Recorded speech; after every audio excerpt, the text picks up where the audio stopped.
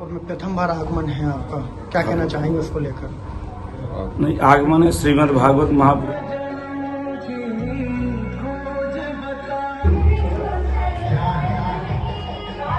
केशवपुर ग्राम आरी CCTV live प्रसारण भागवत कथा का वृंदावन धाम से पधारे गुरुजी।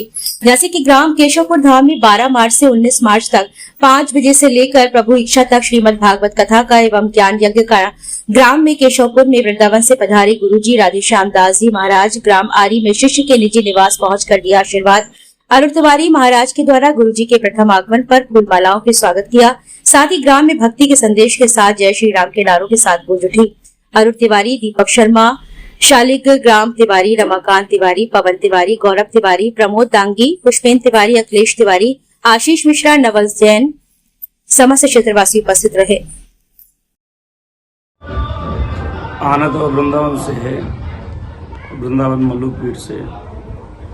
यहाँ केशवपुर में श्रीमद् भागवत महापुराण की कथा हो रही है श्री भगवती मंदिर में भद्रकाली के प्रांगण में। और उसी बीच में ये हमारे भैया अरुण तिवारी जी ये वहाँ आए और इन्होंने कहा कि नहीं हमारे गांव भी चलना है, तो वहाँ से लिवा करके लाए करके यहाँ हनुमान जी महाराज जी का दर्शन करना है, तो दर्शन के लिए यहाँ आना हुआ। महाराज जी क्या संदेश रहेगा? ग्राम केशवपुर में प्रथम बार आगमन है आपका, क्या कहना चाहेंगे उसको लेकर? नहीं, आगमन है श्रीमद् भागवत महापुराण की कथा हो रही है, जिससे समस्त धर्म प्राण जो जनता है वो भगवान के लिए भगवान की भक्ति में सराबोर हो और अपने सनातन धर्म को समझे। दूसरों के कहने पर बगड़ाने पर इधर उधर भ्रमित न हो, क्योंकि पुराणों में लिखा सदा भव सनातना, जो हमेशा एक रस रहे, जिसका कभी विनाश न हो, वही सनातन धर्म है।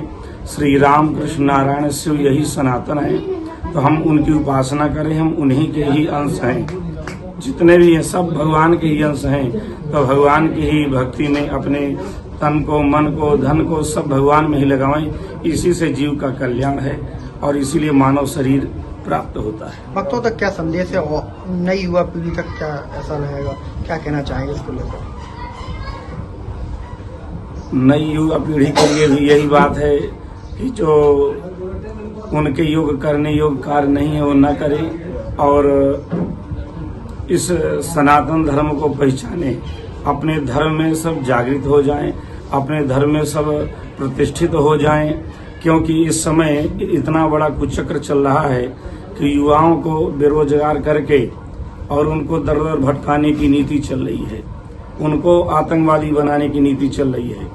जब युवा भटकेगा, बेरोजगार होगा, तो फिर आतंकवादी ही बनेगा।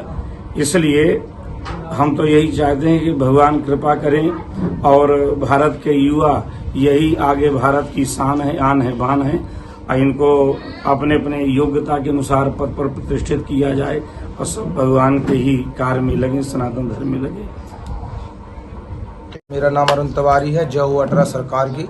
राधे महाराज की प्रेरणा से हम बाबा के 3-4 दिन से साथ में हैं और ना कोई स्वार्थ है। गांव से वालों से ये कहना है सब सीताराम बोलें, सब प्रेम से रहे, किसी भी प्रकार की कोई अफवाह में ना आए, सब भजन करें सीताराम। जय राधे सरकार, जय अटरा सरकार। आज सीताराम। महाराज जी का, गुरु जी का आगमन हुआ है, क्या कहना चाहेंगे गुरु जी के उसमें और कथा का वाचन को सुनकर क्या मनमोहन लग रहा है ग्राम क्षेत्र में? अब हम तो हमें सामर्थ्य नहीं थी महाराज को बुलाने, पूर्व जन्म के कर्तव्य लाख बार होकर एक बार ऐसे महापुरुष के हमारे घर पर चरण पड़े।